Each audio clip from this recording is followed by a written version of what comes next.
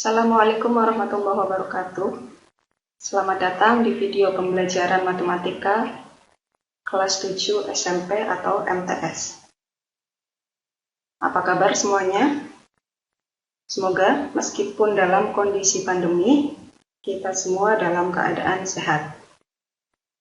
Di video ini kita akan membahas aritmetika sosial bagian pertama. Dalam kehidupan sehari-hari, kita tidak mungkin terlepas dari kegiatan yang terkait dengan aritmetika sosial. Dalam aritmetika sosial akan dibahas tentang kegiatan yang terkait dengan dunia perekonomian, antara lain pembelian, penjualan, keuntungan, kerugian, diskon, bruto, neto, tara, bunga, dan pajak. Di dalam video pertama ini, bagian pertama, kita akan mempelajari tentang pembelian, penjualan, untung, rugi, diskon, bruto, neto, dan tara. Kita mulai dengan harga beli, harga jual, untung, dan rugi. Harga jual adalah harga yang ditetapkan atas barang dagangannya kepada pembeli atau nilai uang dari suatu barang yang dijual. Sedangkan harga beli adalah harga barang dari pabrik, grosir, atau tempat lainnya. Harga beli sering juga disebut sebagai modal. Dalam situasi tertentu, modal bisa juga berupa harga beli ditambah dengan ongkos atau biaya lainnya. Dalam suatu kegiatan jual beli, dari sisi pembeli itu akan ada dua keadaan, akan ada dua kondisi, yaitu saat harga jual dan harga belinya itu berbeda. Yang pertama dinamakan dengan untung jika harga jual itu lebih tinggi daripada harga beli. Dan kondisi yang dinamakan dengan rugi, yaitu kondisi di mana harga jualnya itu kurang dari harga beli. Dari kondisi ini maka dapat ditentukan rumus untung dan rumus rugi sebagai berikut. Untung sama dengan harga jual dikurangi harga beli, karena harga jualnya yang lebih tinggi. Sedangkan rugi sama dengan harga beli dikurangi harga jual. Rumus harga jual di saat kita untung itu sama dengan harga beli ditambah untung, dan di saat rugi harga jual sama dengan harga beli dikurangi rugi. Perhatikan contoh soal berikut. Seorang pedagang sayuran mengeluarkan Rp200.000 untuk menjalankan usahanya. Jika dia memperoleh penghasilan sebesar Rp280.000, tentukan besarnya untung atau rugi yang dialami. Jadi di sini harus ditentukan dulu pedagang tersebut untung atau rugi. Menentukannya dengan cara membandingkan harga beli dan harga jual. Di sini sudah jelas bahwa harga jual itu lebih tinggi. Jika harga jualnya lebih tinggi, maka pedagang ini mengalami keuntungan dengan rumus HJ dikurangi HB.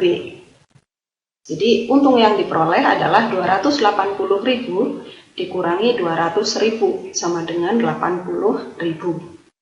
Ini contoh pertama. Contoh kedua, Reni membeli HP seharga Rp2.000.000, kemudian menjualnya kembali seharga Rp1.500.000. Berapa untung atau rugi yang dialami oleh Reni? Ini juga sama, kita harus tentukan dulu Reni ini mengalami kerugian atau keuntungan.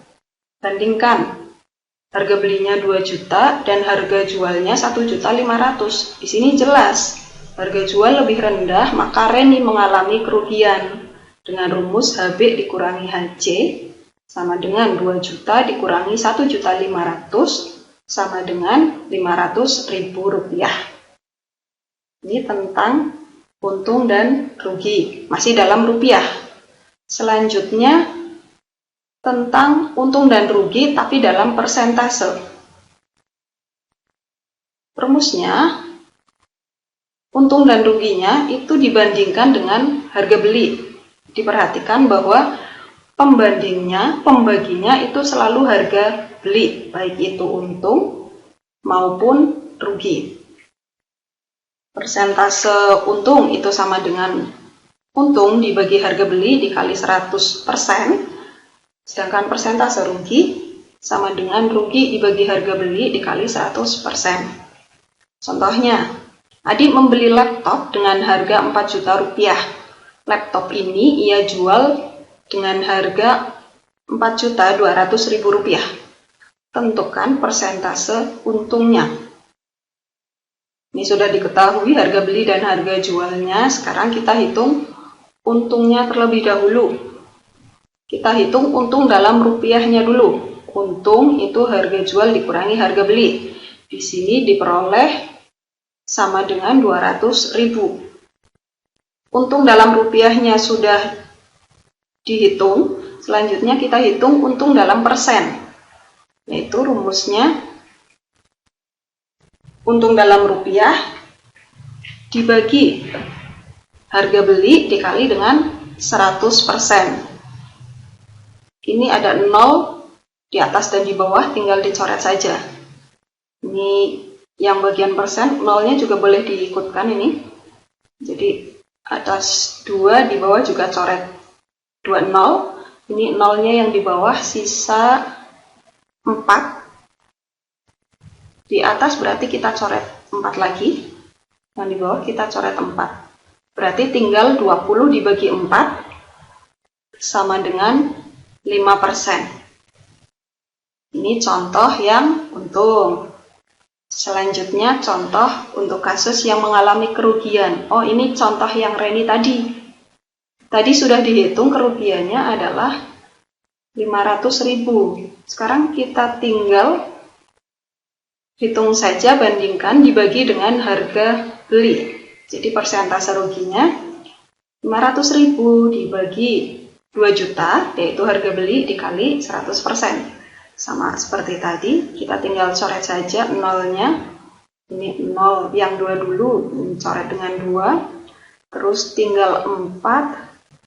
Ini dicoret 4 lagi, berarti tinggal 50 dibagi 2 sama dengan 25%. Ini tentang persentase untung dan rugi. Ini soal-soal yang masih awal. Contoh soal bentuk berikutnya. Ini yang ditanyakan harga jual. Harga pembelian sepotong roti adalah Rp4.000. Roti tersebut dijual kembali dengan keuntungan 25%. Harga jual roti tersebut adalah titik-titik. Nah, untuk menyelesaikan soal ini itu ada 2 cara. Cara yang pertama itu adalah dengan menghitung keuntungannya dulu. Keuntungannya dalam rupiah itu dihitung dulu dengan cara persen tadi dikali dengan harga beli. 25% dikali dengan 4.000. Ya udah, ini nolnya dicoret. Tinggal 25 dikali 40 sama dengan 1.000. Ini untung dalam rupiah.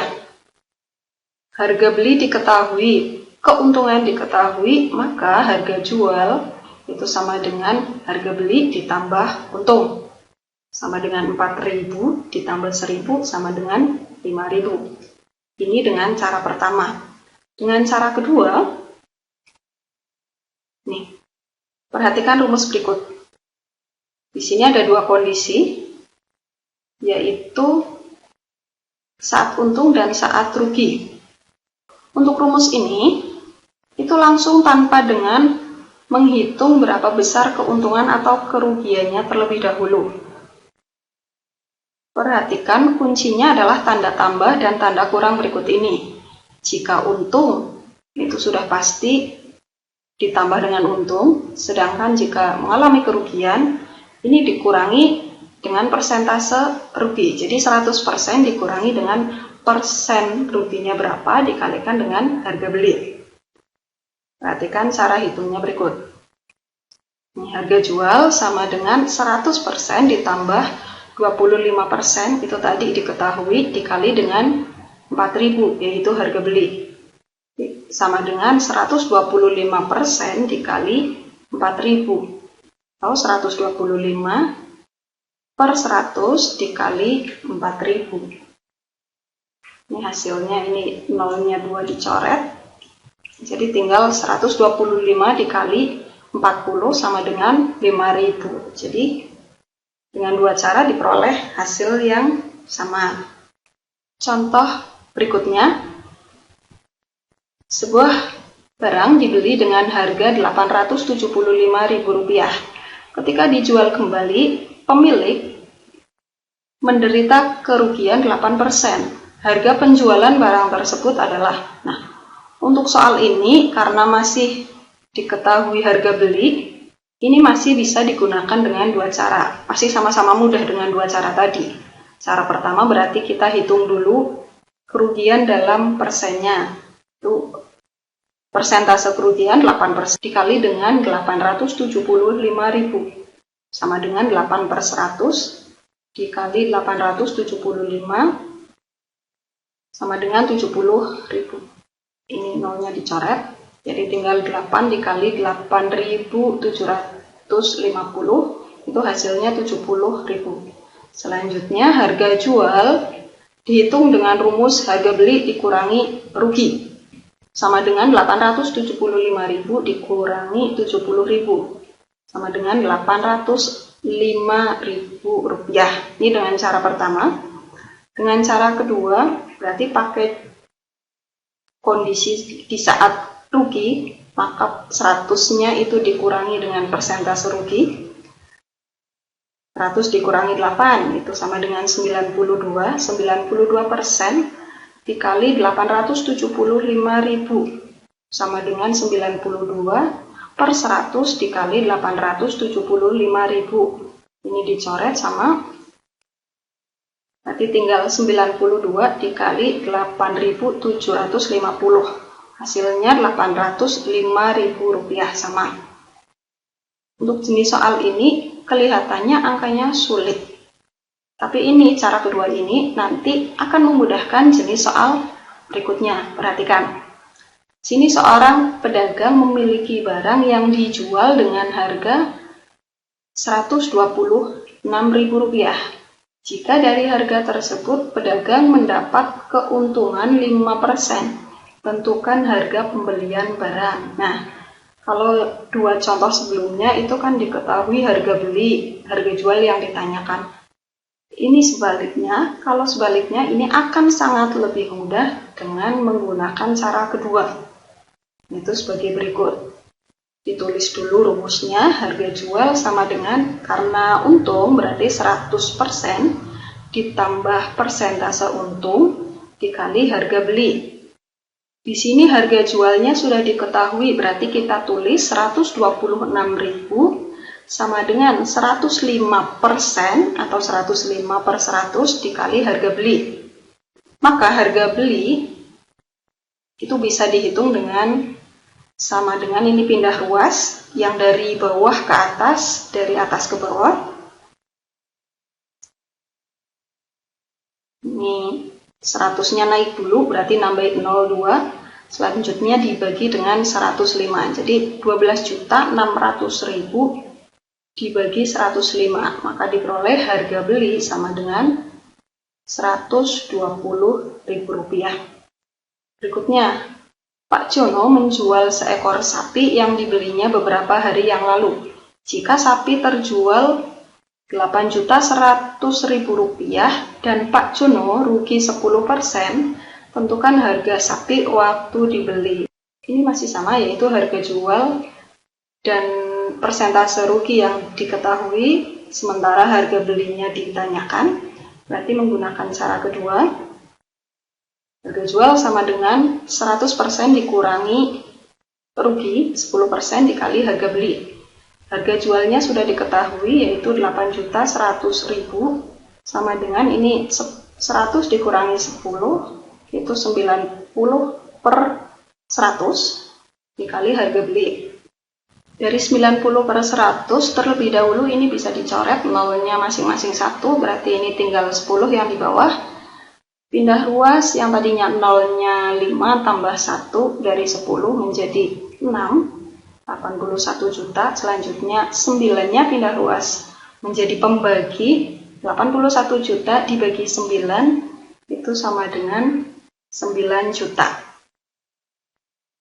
Materi berikutnya adalah tentang diskon. Diskon adalah potongan harga yang diberikan oleh penjual terhadap suatu barang. Tentunya kalian sering mendengar istilah diskon ya, baik di pasar maupun di mal-mal. Kita langsung ke contohnya saja. Sari membeli sepasang sandal seharga Rp47. Sari hanya membayar Rp44.650 karena mendapatkan diskon. Yang ditanyakan adalah besar diskon tersebut adalah berapa persen. Persentase diskon berarti kita harus hitung terlebih dahulu diskonnya. Diskon itu ya harga asli dikurangi harga bayarnya. 47.000 dikurangi 44.650 sama dengan 2.350. Persentase diskonnya dibandingkan, ini diskon dibagi dengan harga awal, yaitu harga sebelum didiskon. 47.000 ini dikali dengan 100%, karena yang ditanyakan adalah persentasenya. Ini hasilnya adalah 50%.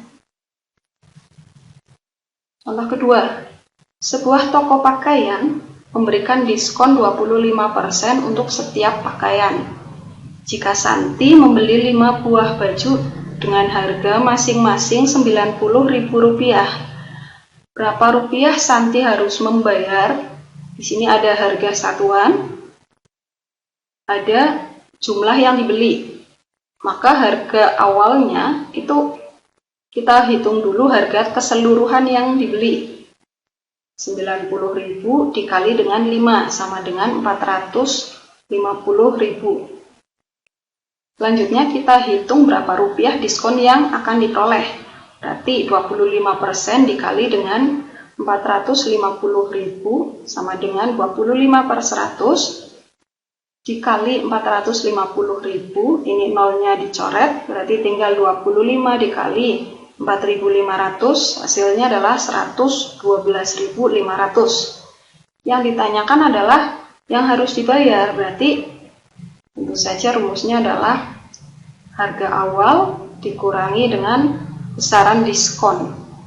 Sama dengan 540.000 dikurangi 112.500 sama dengan 337.500, sehingga yang harus dibayarkan Santi adalah Rp337.500. Contoh ketiga, seorang penjual membeli baju dari grosir dengan harga Rp30.000. Baju tersebut dijual dengan label Rp60.000 dengan bertuliskan diskon 20%. Tentukan keuntungan penjual tersebut jika baju itu terjual. Jadi ini strategi pemasaran ya. Beli grosirnya Rp30.000, harga awalnya Rp60.000. Nah, untuk menarik perhatian pembeli, ditulisilah diskon 20%. Kira-kira dari 20% ini, penjual tersebut masih mendapatkan untung atau tidak? Jika terjual, untungnya berapa? Ini harga belinya. Kita tentukan dulu harga jualnya. Jadi harga jual adalah harga labelnya dikurangi dengan diskon. Di harga labelnya tadi Rp60.000 dikurangi 20% dikali Rp60.000. Kenapa dikalinya dengan Rp60.000? Karena 20% dihitungnya dengan harga label, harga yang dibaca oleh pembeli. Jadi pembeli itu kan tidak tahu harga aslinya Rp30.000 itu berapa. Jadi pembeli menghitungnya itu Rp20.000 dari harga yang tertera di bandrol atau label. Jadi sama dengan 60.000 dikurangi 12.000. 12.000 itu 20%-nya 60.000. Jadi sama dengan 48.000. Harga jualnya 48, harga belinya 30.000, maka untungnya sama dengan 18.000. Materi berikutnya adalah bruto, neto, dan tara. Bruto adalah berat suatu benda beserta pembungkusnya. Bruto dikenal juga dengan istilah berat kotor. Neto adalah berat suatu benda tanpa pembungkusnya. Neto dikenal dengan istilah berat bersih. Sedangkan tara adalah selisih dari bruto dan neto. Neto ini yang sering dibaca atau sering ada tulisan neto itu pada pembungkus produk, baik itu makanan atau produk-produk lainnya. Pasti di situ ada tulisan neto. Karena tadi tara itu kan selisih dari bruto dikurangi neto. Jadi yang paling besar nilainya adalah bruto karena berat kotor. Tuh, dalam bruto itu terdiri dari neto ditambah tara. Maka rumusnya bisa diturunkan, neto sama dengan bruto dikurangi tara, dan tara sama dengan bruto dikurangi neto. Perhatikan rumus berikut. Nomor 1. Suatu benda memiliki bruto 5 kg dan neto 4,5 kg. Tentukan tara benda tersebut. Nah, taranya ya 5 dikurangi 4,5. Karena satuannya sudah sama, berarti sama dengan 0,5 kg. Contoh 2. Suatu benda memiliki neto 10 kg dan tara 500 gram. Tentukan bruto. Bruto tadi itu sebenarnya tinggal dijumlah saja. Tapi karena di sini satuannya belum sama, kita samakan dulu. Kita ubah 500 gram ini menjadi 0,5 gram. Sehingga bruto sama dengan 10,5 kg. Contoh ketiga, suatu benda memiliki bruto 6 kg dan neto 5.500 gram. Tentukan tara benda tersebut. Ini sama, jadi harus kita samakan terlebih dahulu satuannya. Sama dengan 6 kg dikurangi 5,5 kg sama dengan 0,5 kg.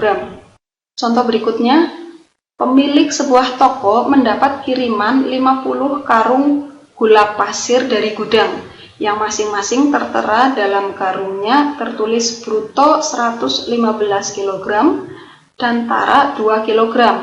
Neto kiriman gula pasir yang diterima pemilik toko adalah, kita hitung terlebih dahulu bruto totalnya. Jadi ada banyak cara sih, dihitung neto masing-masing karung dulu, baru dikalikan 50, atau ini dihitung totalnya. Di sini dihitung totalnya terlebih dahulu, brutonya, yaitu 115 dikali 50, sama dengan 5.750 kg.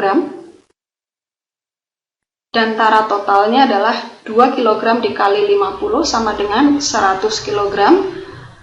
Sehingga neto sama dengan bruto dikurangi tara sama dengan 5.750 dikurangi 100 sama dengan 5.650 kg.